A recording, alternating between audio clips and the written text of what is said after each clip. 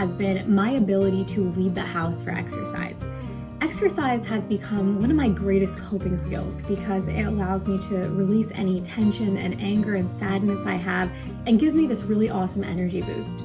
Now, something that I've definitely struggled with these past 2 months is really just trying to find my own space. Personally, I am a very independent person, and now I am in my house 24/7 with 4 or 5 family members at the same time.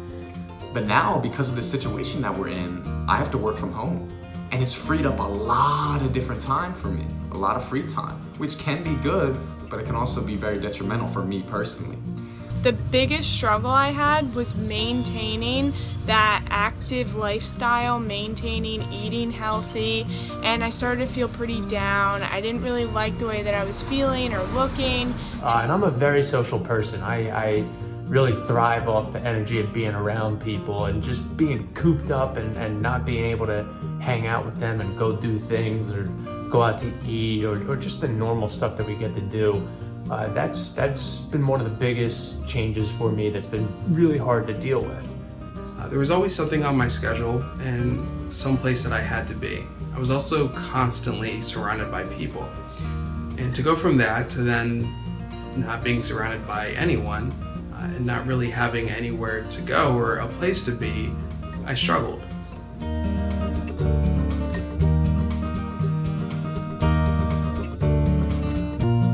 I really have found that the most helpful thing has been not to focus on what I can't do, but to focus on what I can do.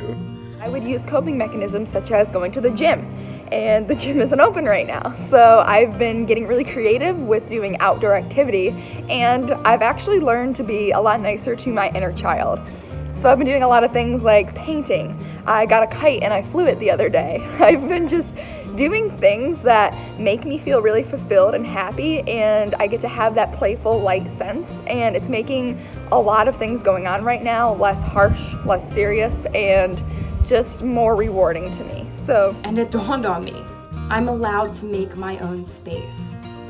So now, when I communicated to my parents, which was very difficult because I was nervous, that hey, when I'm in this new space, I might be journaling, I might be reading, I might be meditating to just ground myself and to be able to take care of my mental health in the ways that others taught me how to do. So I started finding great alternatives. I did yoga on my deck and played relaxing music and lit candles. I ran up and down my stairs for cardio. I danced in my bathroom mirror and wore the same clothes I'd wear in the studio to make me feel like I was there. I started doing these things every day, and I felt so good because even though the location was different, the feelings of release and happiness these things gave me was still the same. Well, I started having weekly Zoom calls with my friends. I have some friends from high school that I Zoom with. I have some friends from college that I Zoom with. I actually play a little bit more Xbox because a couple of my friends play that, so I've been playing with them, and I still feel like we get to hang out, like we get to talk, and that's been really good. Before, I was always thinking, when is the next place that I have to be at? Where am I going to next? Where now I can look and say, let me just stay in this moment and stay present because I don't know when the next presentation will be. Is through art. I find a quiet place and I get out my sketchbook and I just do a lot of doodling and painting and carving, and it helps me center and it helps me find a place where I can just be. Makes everything okay at the end of the day. So I encourage all of you to find out what you are struggling with and then find out what it would be to help you overcome that struggle, and tell your friends, tell your family so that you can have some accountability. While I'm hopeful, I really have been focusing on right now and what I can control and do right now, because I don't know what's gonna happen. No one does. So I hope you guys are doing okay. I'm doing okay. It's difficult. Everyone is going through something, I can only imagine.